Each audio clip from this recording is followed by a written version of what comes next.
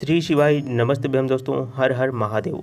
भगवान भोलेनाथ जी के मंदिर में हनुमान जन्मोत्सव के दिन आप लोगों को 5 दीपक वाले उपाय को जरूर ही करने चाहिए। और ये 5 दीपक वाले उपाय को करने से आपके जीवन में जो भी परेशानी है, चाहे वो परेशानी पैसों से जुड़ी हो, चाहे वहाँ परेशानी आपके घर परिवार से जुड़ी हो, चाहे कुछ भी प्रकार की परेशानी आपके जीवन में चल रही हो, चाहे आपके घर में लड़ाई झगड़ा हो रहा हो, तो सभी प्रकार की जो परेशानी है उन सभी प्रकार की परेशानियों को दूर करने के लिए आप अपनी सभी प्रकार की मनोकामनाओं की पूर्ति के लिए इस 5 दीपक वाले उपाय को करते हैं तो इसका परिणाम आपको बहुत ही जल्दी मिलेगा। और इस उपाय को करने का जो फल है वो आप हनुमान जन्मोत्सव के दिन करते हैं तो आपको बहुत ही बड़ा होकर इसका परिणाम मिलने वाला है, क्योंकि हनुमान जन्मोत्सव का दिन बहुत ही शुभ दिन माना गया है और भगवान भोलेनाथ जी का स्वरूप ही माना गया है हनुमान जी को। तो इस दिन आप लोगों को 5 दीपक वाले उपाय को जरूर ही करने चाहिए। और ये 5 दीपक वाले उपाय को करने से आपके घर में जो भी परेशानी है वो तो दूर होगा ही होगा, साथ ही आपके ऊपर हनुमान जी की कृपा भी बना रहेगा।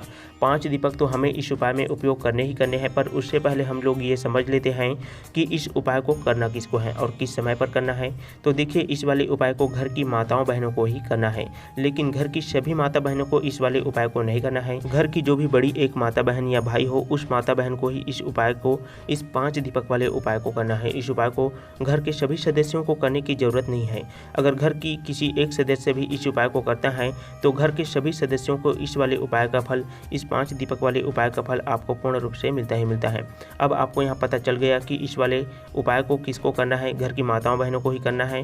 पर आप इस उपाय को किस समय पर करेंगे, इस बात का आप लोग को बहुत ही ध्यान रखना है। तो देखिए, 5 दीपक वाला जो उपाय होता है दोस्तों, यह विशेष रूप से शाम के समय या प्रदोष काल के समय में ही किया जाता है। और उसका सबसे बड़ा कारण क्या है, क्योंकि जो दीपक होते हैं वह मुख्य रूप से शाम के समय में ही, प्रदोष काल में ही जलाए जाते हैं, तो या रात्रि के समय में ही जलाए जाते हैं। इसीलिए आप लोगों को ये वाला उपाय शाम के समय प्रदोष काल में ही करना है। और यहाँ पर आप लोगों को ये प्रश्न भी आता है कि जो शाम का समय होता है, जो प्रदोष काल का जो समय होता है, वो कितने बजे से लेकर कितने बजे तक का होता है। और विशेष रूप से हनुमान जन्मोत्सव के दिन इस वाले उपाय को किस समय से लेकर किस समय तक करना है। तो देखो, यहाँ पर हम लोग पहली बात यहाँ बता दें कि हनुमान जन्मोत्सव के दिन कोई भी समय का मान्य नहीं होता है। हनुमान जन्मोत्सव का पूरा दिन हनुमान जी को समर्पित होता है, भगवान भोलेनाथ जी को समर्पित होता है। तो इस दिन किए जाने वाले सारे उपाय आप पूरे दिन में कभी भी कर सकते हैं।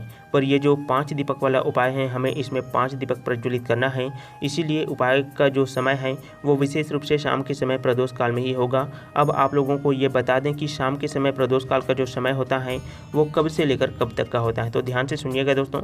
देखिए, शाम के समय या प्रदोष काल का जो समय होता है वह शाम 6 बजे से लेकर 7 बजे तक के बीच जो समय होता है दोस्तों, उसी को ही प्रदोष काल का समय कहा गया है।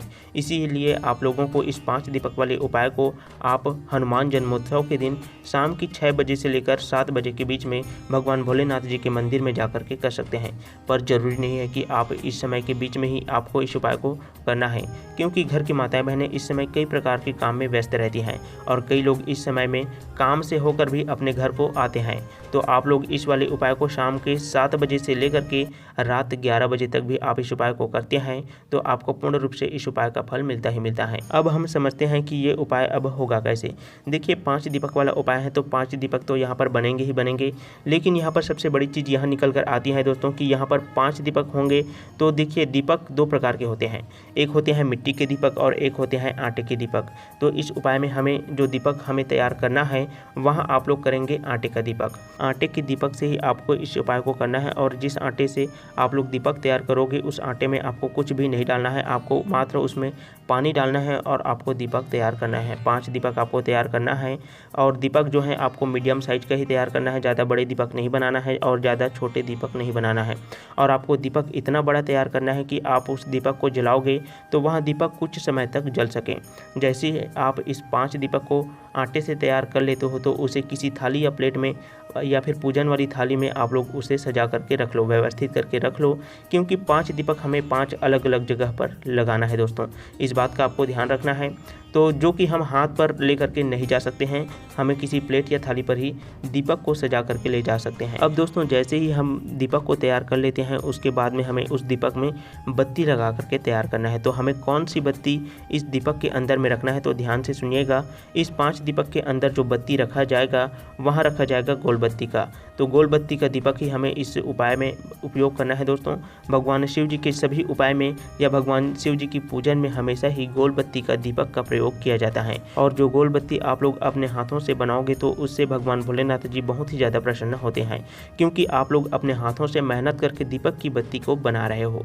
हमेशा ही बाजार से मात्र आपको रुई खरीद करके लाना है और दीपक की बत्ती आपको अपने हाथों से ही बनाना है। इससे भगवान जी बहुत ही जल्दी प्रसन्न होते हैं और आपके उपाय का फल आपको बहुत ही जल्दी से मिलता है।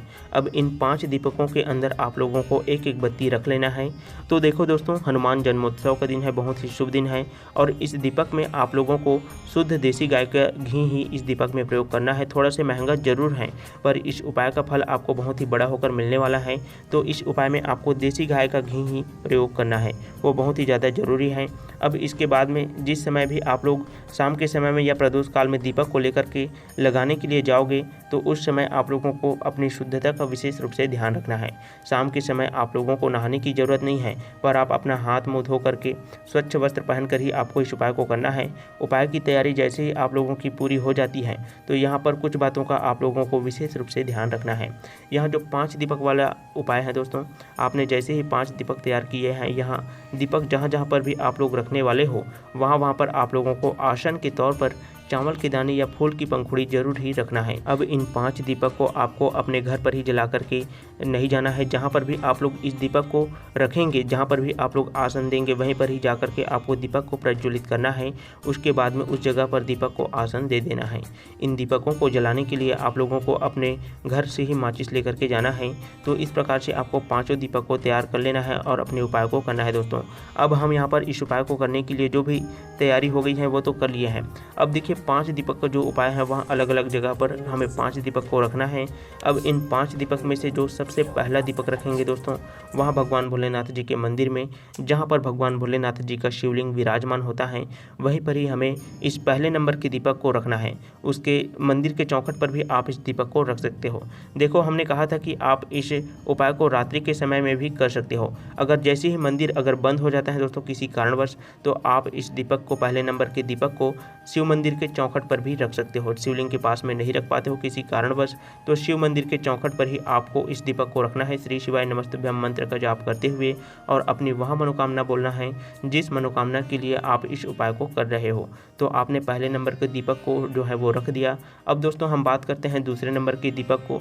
तो दूसरे नंबर के दीपक को आपको रखना है बेलपत्र के पेड़ के नीचे में। अगर शिव मंदिर के आसपास में कोई सा भी बेलपत्र मौजूद हो दोस्तों, बेलपत्र का पेड़ जो है वो मौजूद हो, तो वहाँ पर आपको बेलपत्र के पेड़ के नीचे में आप लोग दूसरे नंबर का दीपक जला सकते हो। बेलपत्र का जो पेड़ है दोस्तों वो बहुत ही बड़ा होना चाहिए, छोटा बेलपत्र का पेड़ नहीं होना चाहिए। बेलपत्र के पेड़ के नीचे में आपको बैठ जाना है और दूसरे नंबर के जो दीपक हैं उसको चावल के दाने का आसन लगा करके प्रज्वलित कर देना है और अपनी माचिस से ही उस दीपक को प्रज्वलित करना है दोस्तों। इस प्रकार से आपने दूसरे दीपक को रख दिया श्री शिवाय नमस्तुभ्यम मंत्र का जाप करते हुए। अब हम तीसरे नंबर के दीपक को जलाने की बात करेंगे। तीसरे नंबर के दीपक को आपको रखना है दोस्तों, अपनी उस मनोकामना को बोलना है और रखने के बाद जिस मनोकामना के लिए आप यहाँ उपाय कर रहे हो, आप जब भी दीपक को प्रज्वलित करते हैं और जहाँ पर भी रखते हैं, तो जैसे ही रखने के बाद आपको अपनी मनोकामना को बोल देना है। अब दोस्तों हम तीसरे नंबर की जो दीपक हैं उसको रखेंगे आंवले के पेड़ के नीचे में। आंवले के पेड़ के नीचे में हमें दीपक को प्रज्वलित कर लेना है और अपनी वह मनोकामना बोलना है जिस मनोकामना के लिए आप इस उपाय को कर रहे हैं। अब दोस्तों चौथे नंबर का जो दीपक होगा, आप लोग विशेष रूप से यहाँ दीपक को आप लोग प्रज्वलित करोगे आपके घर के आसपास में, किसी भी पवित्र नदी के आसपास में आपको अपने चौथे नंबर के दीपक को प्रज्वलित कर देना है। और यहाँ पर भी आपको भगवान भोलेनाथ जी से प्रार्थना करना है कि वह आपकी मनोकामना को पूर्ण करें और आपके घर में जो भी परेशानी है उसको दूर करें। और अगर आपके घर के आसपास में नदी नहीं है दोस्तों, तो आप लोग चौथे नंबर के दीपक को किसी तालाब के पास में रख सकते हो या किसी कुएं के पास में प्रज्वलित कर अपनी मनोकामना को कह सकते हो। तो इस प्रकार से आपने 4 दीपक प्रज्वलित कर लिए। अब दोस्तों हमारे पास बचा है पांचवें और आखिरी दीपक। तो हमें इस दीपक को प्रज्वलित करना है, वो आप लोग ध्यान से सुनिएगा। तो आप लोग सीधा आ जाओ अपने घर के मेन गेट के पास में। आपके घर का जो भी मेन गेट है उस मेन गेट के पास में आपको आ जाना है और वहीं पर ही बैठकर आपको अपने मनोकामना को बोलकर अपने घर के माचिस से ही आटे से बनी उस 5वें नंबर के दीपक को प्रज्वलित करना है। और मेन गेट के राइट साइड में दीपक को आसन दे करके अपनी मनोकामना को बोल देना है, भगवान भोलेनाथ जी का स्मरण करना है, उनके मंत्रों का जाप करना है। उसके बाद ही दीपक को आसन देकर अपनी मनोकामनाओं को बोलना है। देखो 5वें नंबर का जो दीपक है दोस्तों, उसको घर के मेन गेट के राइट साइड में ही आपको जलाना है।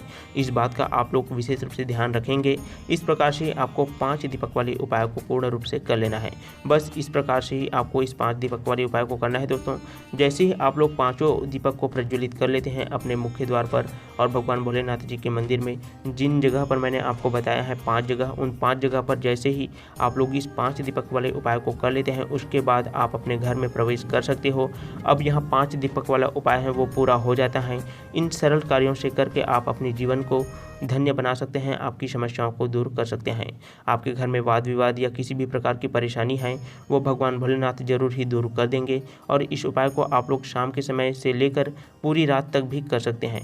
बहुत ही सरल सा उपाय है दोस्तों। और भगवान भोलेनाथ जी के उपायों को यदि आप सही समय पर करते हैं तो भगवान भोलेनाथ जी के उपायों को करके आप अपनी जीवन की समस्याओं को दूर कर सकते हैं। दोस्तों हम भगवान भोलेनाथ जी के उपायों को सही समय पर आपको बताते ही रहते हैं। यदि आप भगवान भोलेनाथ जी के उपायों को करके आप अपने जीवन की समस्याओं को दूर करना चाहते हैं तो आप हमारे चैनल को सब्सक्राइब जरूर करें, क्योंकि हम भगवान भोलेनाथ जी के उपायों को आपको सही समय पर पहले से ही बताते रहते हैं। आपकी जीवन की सभी समस्याएं दूर हो, इसी के साथ आप सभी को श्री शिवाय नमस्तुभ्यम, हर हर महादेव, ओम नमः शिवाय, जय महाकाल।